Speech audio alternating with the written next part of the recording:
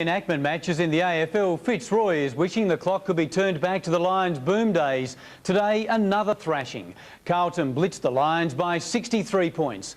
Melbourne failed to score a goal for 45 minutes against Sydney. Swans forward Tony Lockett booted 6 goals. Sydney home by 44 points.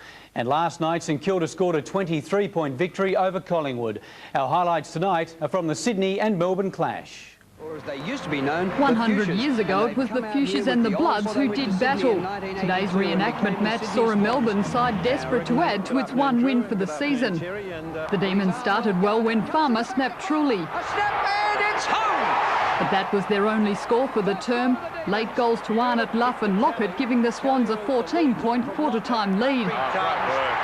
Lockett gained momentum in the second, his 2 goals stretching the margin to 24 points before Melbourne lifted in time on. Farmer took one of the marks of the year as the Demons fought back to within 13 points at half-time.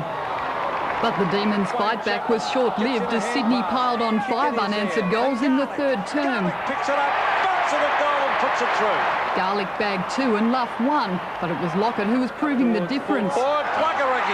Another 2 goals for the term took his match tally to 5. A scoreless quarter by the Demons adding to coach Neil Baum's woes. Lockett finished with 6 goals, more than the Demons could manage for the entire match. Keeps the pass low to Lockett. Their 5 goals 8 doing nothing for their already abysmal percentage. The Swans' 44-point victory, their first win away from the SCG this season. A big day for North Launceston's forwards in the TFL with the Robins thrashing North Hobart at York Park. Jason Gibson booted 11 goals for North, while full forward Michael Finlayson kicked 6 as the Robins crushed North Hobart by 112 points. Clarence victorious over Glenorchy and Justin Plapp kicked 6 goals for the Burnie Dockers, who continue to be undefeated, today beating Hobart by 35 points. Not expected to provide top-of-the-table Burnie with too many problems, Hobart began brightly. Travis Agg with a booming effort from outside 50. Returning to the Tigers lineup after injury, skipper Brenton Tapp added a second. Kicking against a 2-goal breeze, Dockers captain Dale Wish-Wilson kept them in touch with 2 goals for the term. The Tigers 8-point leaders at the first change. Using the breeze to their advantage, the Dockers seized the lead and control of the match in the second. But full forward ex-Tassie Mariner Justin Plapp provided a focus for the Dockers' efforts and showed he has the makings of a future champion. To their credit, Hobart never let their more fancied opponents open up a significant break.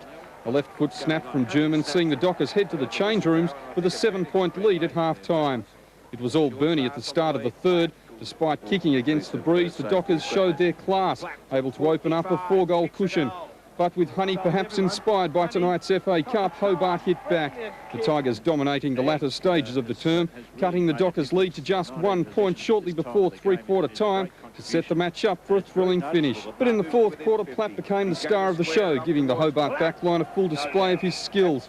He booted 3 goals at the start of the term to finish the day with 6, and also showed off his marking ability. The Dockers proving too classy in the end, 35-point winners.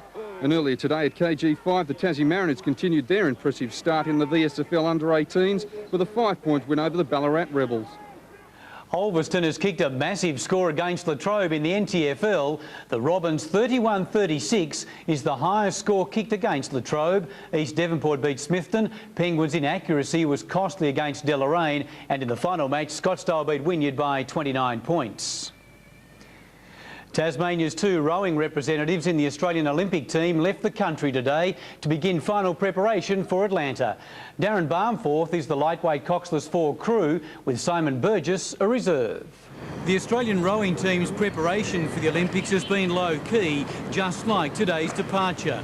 Tasmania's representatives in the team, Simon Burgess and Darren Barmforth, quietly slipped out of Hobart Airport early this morning, bound for international competition. We'll be in Europe, spending a bit of time before heading to Atlanta, basically to acclimatise, some racing practice at some lead-up regattas, and then we'll just start tapering the training towards Atlanta. We're a new crew, so we're really keen to see how we're doing. We've been racing crews over in Australia and that, and on paper we're pretty quick, but you just can't measure how good you are until you actually race brace your opposition. In the NBL, the Tats Devils last night went down 75-88 against the Brisbane Bullets. It was a return to their winning ways for the Bullets at the expense of the cellar dwellers. The Bullets came off a losing double last weekend to romp home after outscoring the Devils by 20 points in the third quarter. For the Devils, Roberts shot 33 points. Other winners last night, Newcastle over the Sydney Kings, the Melbourne Tigers beat the Townsville Suns, and the North Melbourne Giants defeated the Geelong Supercats. This afternoon, the Mobile State League Netball Gala Day with all round 3 matches played at the Launceston Silverdome. It's also a challenging weekend for the Mobile State League umpires, who in conjunction with the Gala Day are attending a 3-day live-in workshop.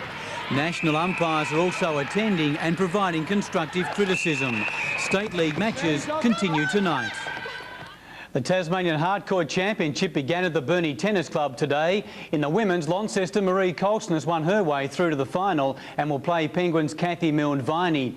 In the men's, the number 1 seed Matthew Porter of Burnie was up against Hobart's David Farquharson in the opening round. The first set was close, Porter winning at 7-5 and then wrapped up the match 6-3. To racing now, and after much deliberation, the Doomben meeting went ahead today, complete with a heavy track.